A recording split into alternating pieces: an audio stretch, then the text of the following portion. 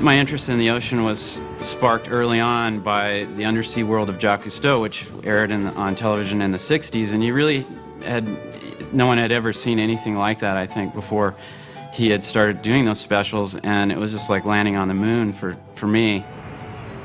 So after college, I got a job at what was called the Orange County Marine Institute, and now is known as the Ocean Institute in Dana Point, California.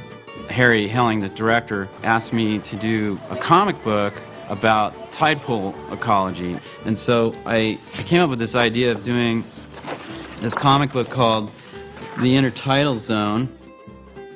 And it starred basically all these invertebrate sea creatures from the tide pools in Southern California, such as sea star, barnacles, shore crabs. And actually the host was a sponge named Bob, but not like SpongeBob. He was a natural-looking sponge. I reached a point at the Marine Institute where I was more interested in creating things and painting and sculpting. I started using motors and parts from old toys and sort of cannibalized these things into sculptures. I have one right here. This one is this dog that I made out of some motor from some toy. He actually barks a little bit. He's a little bit old right now, so he's sounding tired. I actually went up to CalArts and brought all my paintings with me. I had no animation experience and no films. And I met with Jules Engel, who was the head of the experimental animation program there. And he looked at my work and said, "You belong here," immediately. And it totally changed my life. My thesis film was called Wormholes, and that was funded by the Princess Grace Foundation. Wormholes was an attempt to depict relativity in a poetic way. I was trying to present this kind of complex scientific idea in a way that was easy to understand. I had had a film accepted into the Ottawa Animation Festival, so I went to a screening of Wormholes, and I love the style, but it was extremely cerebral and conceptual and warped. Joe Murray, who's trying to put together the show Rocko's Modern Life, was looking for directors, which was a dream job for anybody that likes animation. We worked from outlines. Rocko was storyboard driven, which is another thing that appealed to Steve. That style of writing was the way many of the earlier Warner Brothers cartoons were written, and many others, probably Fleischer, these things where they didn't follow a script. There was one in particular that had a story of, it was undersea, actually, episode where fish are fishing for fishermen, and he came up with that. Working on the last season, I remember I was talking with writer Martin Olson about shows and funny animal shows, and so I really thought I don't really have an idea that I'd want to torture myself over for several seasons. And then Martin was looking at the Intertidal comic that I had, and he said, "What, are you crazy? This is your show right here." So I thought I'd like to do a show about an innocent, sort of like a Jerry Lewis Under the Sea kind of thing. I started to think, well, what undersea creature would represent this? And so I just started drawing undersea animals, and I came across the sponge. It was really not very animated. They usually sit pretty quiet on rocks, filter feeding. But it still seemed like a funny shape, so I started drawing these sponges, and then it dawned on me that well, there was a sink sponge, so I drew a square one, and I immediately locked on to the idea of this undersea nerd. And from that point on, I thought, well, that's the star, SpongeBob. Two very important people in the genesis of the show SpongeBob were Derek Drymon and Nick Jennings, who were companions from Rocko. He was, at the time, the creative director of the show, and so that's the first time we got to write together and work together. Steve called me up and said that he was putting this pitch together and he needed a little bit of a couple of paintings to sort of lock in visually what's going on for the background style. I actually hired those guys to come over to my house and help me develop this pitch Bible, which is what most people, when they pitch an animated show, they come up with some kind of information about the design and the concept and story ideas. And so Derek and Nick came over, and I would basically work with Derek on the concepts, and then Nick on the other side was working on the art for the pitch Bible. I paint much tighter, render a lot more than we ended up stylizing SpongeBob. And Steve's paintings were exactly the opposite. They were super loose, super rough, and really fun to look at and really colorful. It took a while for me to sort of get into that sort of idea of keeping looser and, getting as loose as possible. We couldn't just translate his style of painting right into animation. It was just a little too loose. I try not to walk in with an idea of my own to inject into, and try to force Steve into doing something. I try to wait and see what he's thinking, and then I can react to that. Ultimately, the day came when we had I had this pitch Bible. I had all the characters at least thought out and some storylines, and it was time to pitch the show. And he had on his Hawaiian shirt. He had this whole underwater terrarium with little models of the characters. He had artwork. He had Hawaiian music playing. Also, had recorded a version of the theme song just with me singing into a tape recorder, and I implanted it into the shell so that when you lift it up, it plays the theme song. It was pretty amazing. I'd say one of the cardinal rules when you're pitching is to just get people in the room to laugh, get their attention, get them excited. I guess I was just trying to do anything to make them think this is weird and let's take another meeting. I think one of the most amazing things about his initial pitch, after all the funny stuff, he had character descriptions and an overview of the world that it was so complete. He knew who his characters were. It was amazing. And if you look back now, these years later, it's all there in the original documents. I loved the idea that he was a marine biologist in a former life, that he studied marine biology. That was a big thing because it was like, well, who's going to know this world better than somebody that's actually interested in this world? I was like, let's just do it. I don't know what this sponge is, but let's do it. They decided to give us money to write a storyboard, and let's see what happens with this. So we had 2 weeks to write the pilot episode. And I came into the room, and there up on the wall was these extraordinary storyboards everywhere.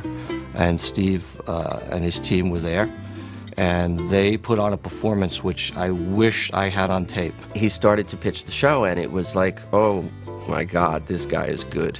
He is funny. He was doing all the voices. He was doing the sound effects. They were laughing. It went really well. And so it was stressful because we knew that was the decision. He acted out every character. He made voices, and the other people came in and chimed in with their voices, and he pointed to the boards, and the kineticism of the boards itself, even in the action sequences where he goes, it bounces off here and off here and off here and bounces there, and he goes here and he goes there and he slaps there, and every sound, you could almost hear every sound effect. So me and Steve and Nick were waiting in the room, and they just walked out, and it was like 5 minutes, and we were worried. We thought it would take weeks. The only reason after the pilot pitch that we took a few minutes to step outside is that we were exhausted from laughing, and we really just had to calm down and figure out the right way to just tell him to go ahead, because we wanted to have some modicum of control of the process. Door opened and Albie walked in. He's like, "Okay, it was great. Let's do it." So after we finished the pilot, they aired it to several people, and Nickelodeon and test groups. So we got a green light to do 13 episodes. That's when the real work began, and that is to find a team to make this show. We put together slowly what I think was an incredible team. A lot of them were really young and new to this type of writing, and had great, fresh ideas. And so I attribute much of the success to SpongeBob to that collaboration.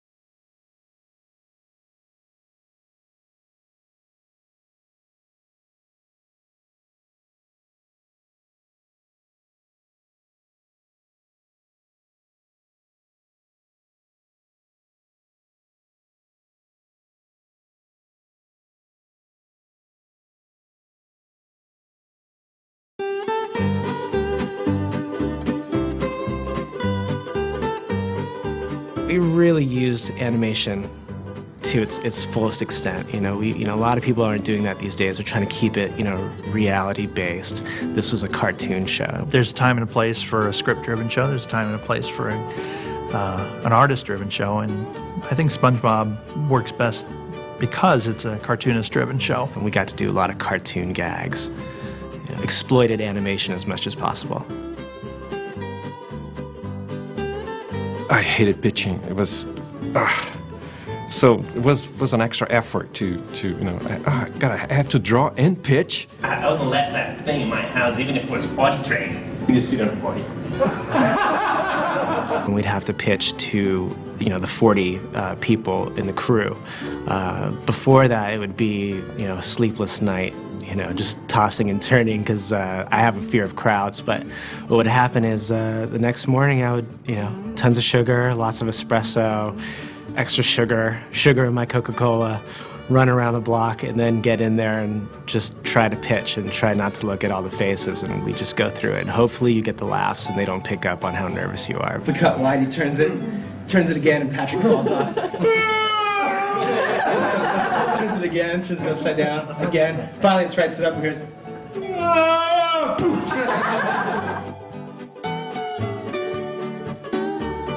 SpongeBob was really fun for, like I said, the very reason that we could come up with a lot of gags in post-production. We did a lot of Frankensteining on the show. We did a lot of cannibalizing from different takes to come up with a line just so it sounded, exactly the way they wanted it to. It was fun because it was sort of guerrilla animation, so we could just do things on the fly and add them in at the last minute if they were appropriate and, made the show funnier. Scuba diving is one of my favorite things to do. I could take my experiences underwater and, think about the different sea life and, use those things as color references. I was snorkeling or scuba diving on vacations in locations where this kind of plant life existed in the ocean. I appreciated it so much more than in the past. I was going, oh, hey, I draw that thing. There's that thing, and that's the way it really looks down here. Aaron Springer is a cartoon genius.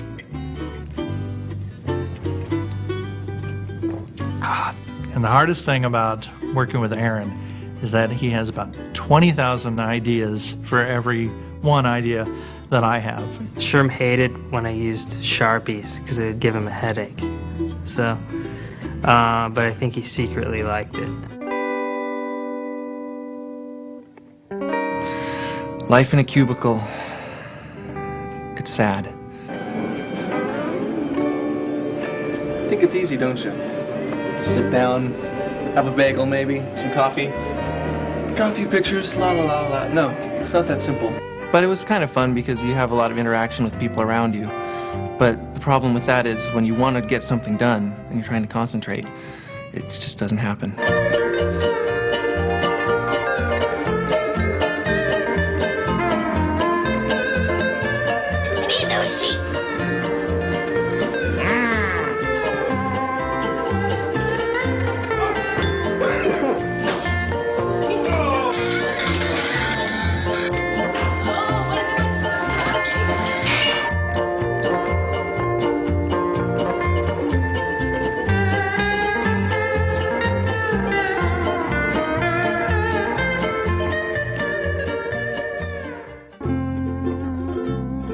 Personally, first season is my favorite season of all of them. I think that, we were just hitting our stride, and you can see a lot more, I think, of the styles of the individual directors in the first season shows. I feel like personally SpongeBob and Patrick are my children, and every day I'd come to work and I'd have to dress them, just like I would my kid in the morning. And that's just, my favorite shows that I've ever worked on have been like that. You have a staff that's really there and on it 100%, and they're happy to be there. They feel like they're all contributing to this great, nucleus. The people on it were so much fun, and they brought together so much. They brought together talent and a great sense of humor. SpongeBob was just one of those shows where the right elements and the right people were at the right place at the right time. everybody bonded really well, everyone got along great, and we were kind of like one big happy family. Those were good times. Good times.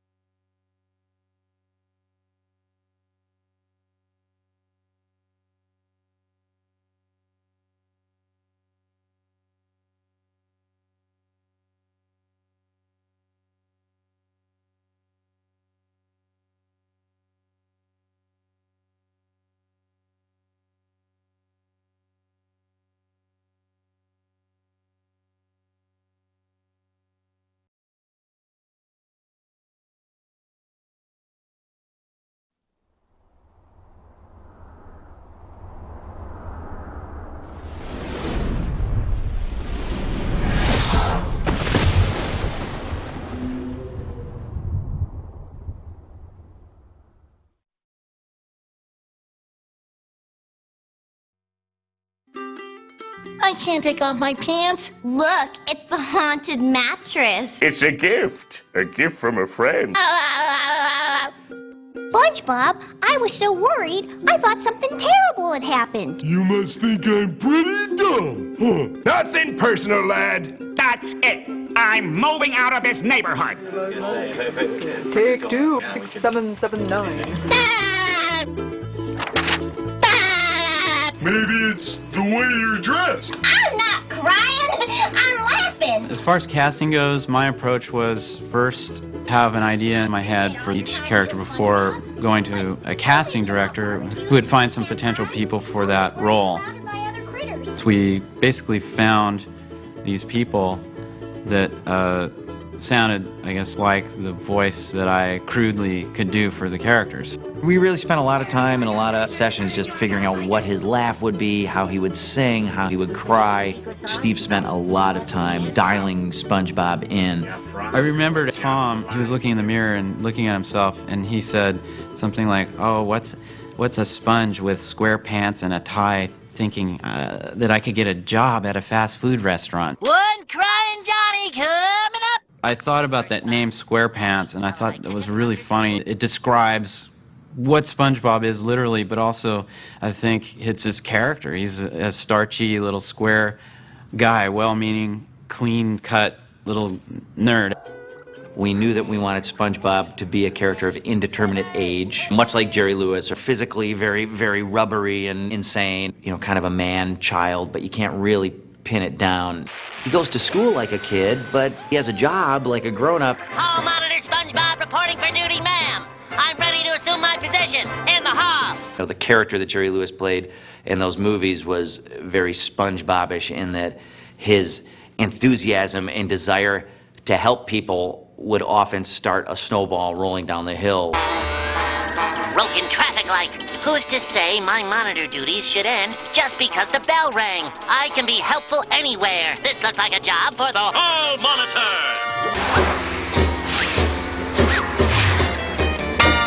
What would this town do without you, SpongeBob? Oh, my leg! My leg! The range where he was going to be, we knew that we wanted something really cartoony, but also Munchkin-y. I remember thinking of the Munchkins. Oh, the Yellow Brick Road! As kind of a template, and then we kind of fine-tuned it from there so that it wasn't just a squeaky voice, so that there were highs and lows, and there was a thing that he did where he was trying to be cool and, hey, baby, you know, and when he was scared, his voice would go up higher, and SpongeBob is this kind of squeaky clean, small, impish character, and so I was looking for that sort of voice. There actually is a cassette tape that exists of me doing SpongeBob and Steve Hillenburg doing Squidward, and that was the first time that we ever spoke on tape as those characters. Hundreds of creatures swim through these doors every day in our undersea community, depending on you to serve them nutritious, delicious, reasonably priced food in a clean, family-friendly environment. Look! I've been standing around on my tentacles since 8 o'clock this morning, and I don't have the strength to listen to this. Who depends on you, you may ask? Well, let's just start with the A's. No. Aaron Anchovy, LB Albacore. We decided to give him kind of a dolphin-y laugh. Now, the way you achieve that dolphin-y laugh is, first of all, you have to make a noise that your neighbors will find most distressing, which is like if somebody's letting the air out of you and you're a balloon. And then you take your hand on your Adam's apple and go,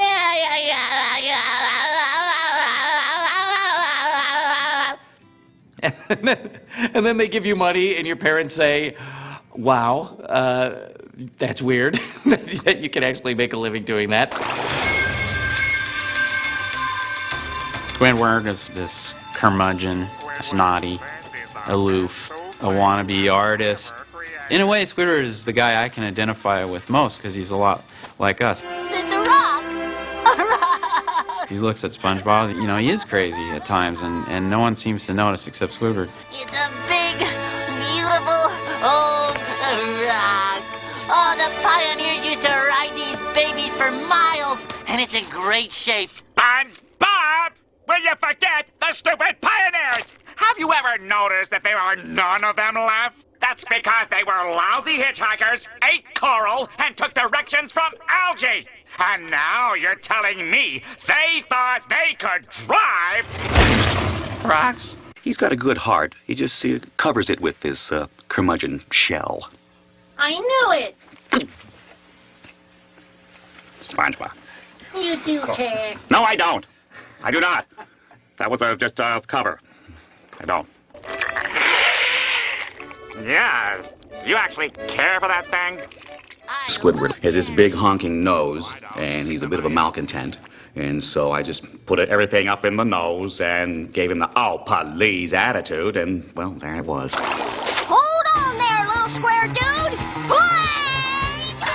For Sandy Cheeks, I was looking for a strong female character that could be friends with SpongeBob but not a love interest.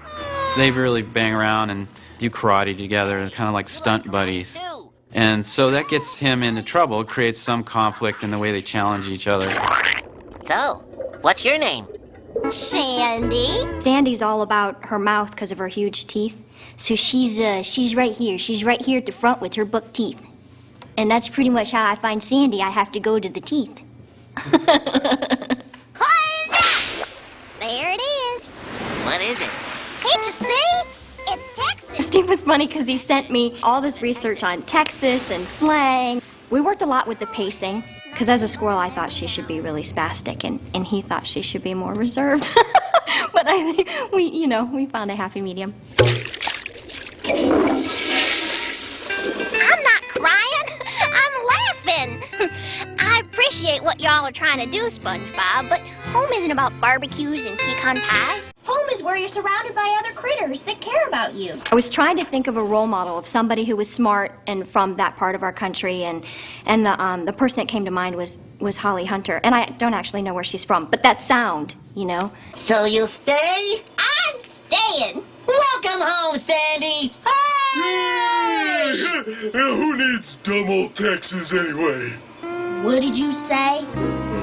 Patrick is very, very low in bass and not very quick. There it is, SpongeBob! The carnival is back in town! Finding the character was really about feeding off SpongeBob or goading SpongeBob. I sense no danger here. How could they be dangerous? They're covered with free cheese! All I know is Mr. Krabs said, Patrick, don't do that! Cheesy. No danger here. Go on, try it. But Mr. Krabs said... SpongeBob, let me ask you something. Does this look dangerous? Does this look dangerous? Does this look dangerous? When Patrick goes off, I thought of a couple of the great Shelley Winters performances. Shelley Winters Gone Bad. Boom, I mean, she's nuclear. Heart on stick, mustache! I kind of like to think of Patrick as having a little Shelley Winters in him. I don't think I look very much like Shelley Winters, but it's more just how I feel.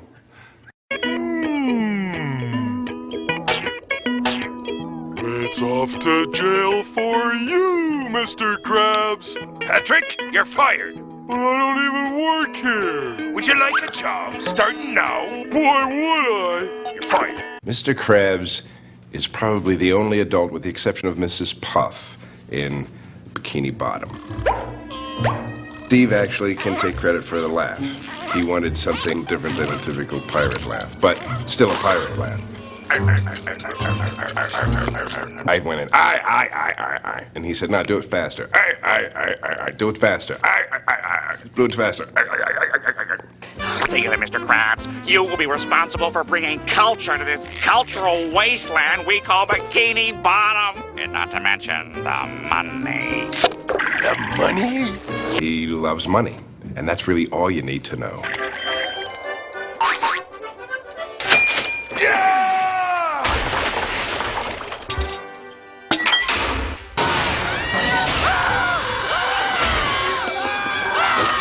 Can you spot him, Mr. Squidward? Down there, sir! There appears to be a Krabby Patty napping in progress. There can be only one culprit. Plankton! Finally, victory is mine. I win! I win! I win! Plankton's voice I read for as SpongeBob. So I actually did all the lines SpongeBob had in the pilot, but with Plankton's voice. And so he was saying stuff like, I'm ready. I'm ready. Hey, Gary. It's a beautiful day. Hear me, Krabs. When I discover your formula for Krabby Patties, I'll run you out of business. the cool thing about him is he's got two sides of his voice, which are one is, you know, his sort of, but then he can go to the good side, which is, I feel all tingly inside. Should we stop? No, that's how you're supposed to feel. Well, I like it. Let's do it again. Okay. F is for frolic through all the flowers. U is for ukulele. N is for nose picking, sharing gum and sun licking here with my best buddy. We've done some personal appearances, and little boys always come up and they want an autograph, and they slide over their paper to you, and they say, "Plankton's always mean." And you feel this like energy of they completely love it. It's like, he's mean all the time. I love it. And you're just, it's funny because you could see it's the same thing I would have connected with as a kid. All knees will bow to Plankton. Hail Plankton! I win!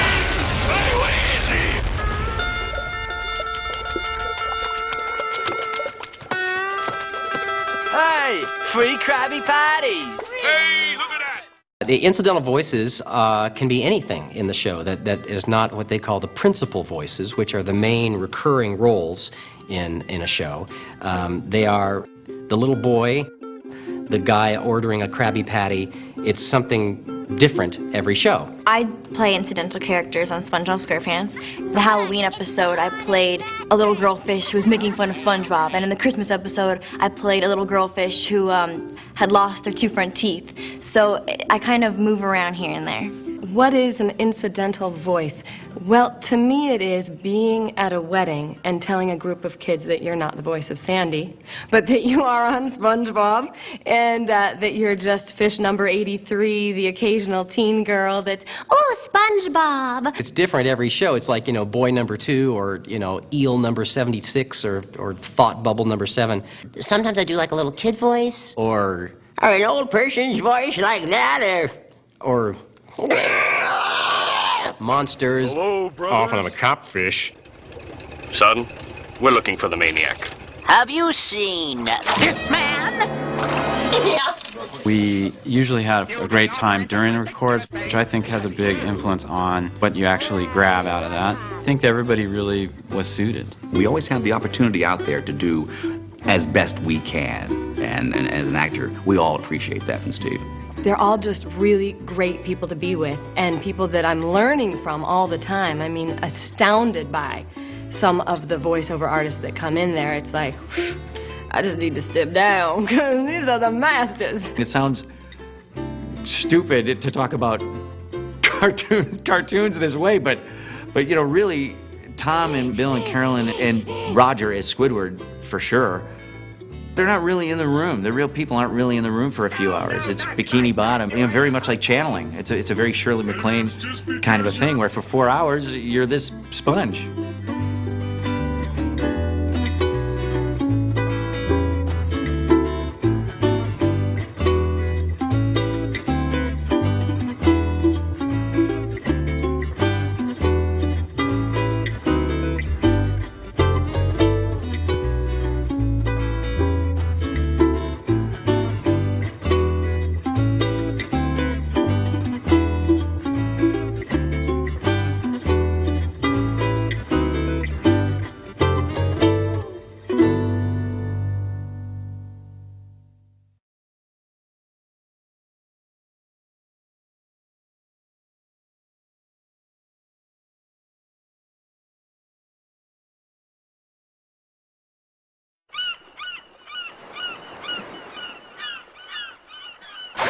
My name is John Seymour, and I draw the backgrounds for SpongeBob SquarePants, one of the 3 layout artists that draw backgrounds for the show, and the voices and the story and the storyboard is done before we even get it. There are prop designers which do small objects that will animate, like this hat. These hands are going to clap together.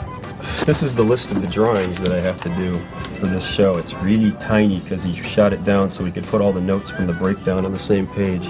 Basically, what I'm doing here is taking scenes from the storyboard and drawing them out in detail so that the painters can go ahead and paint them, and then the character's going to be put on top of those and they can animate the whole thing. Well, first of all, I'll have to put the field guide on here. I usually work with the 10 field. This represents the ratio of your television screen, so we draw within this.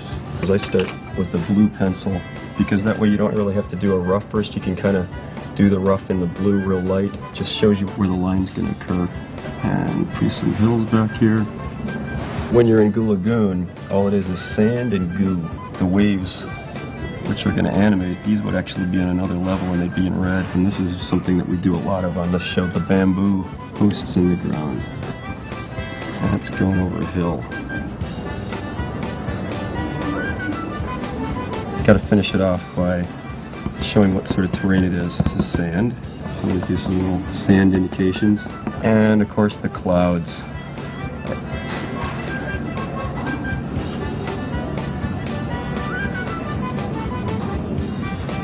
This is the Goo Lagoon. I would write down what it said down here. I would actually put the series that we're in, the show number, the scene number, and then the name of this particular layout down here. That's a layout. That's the way it works.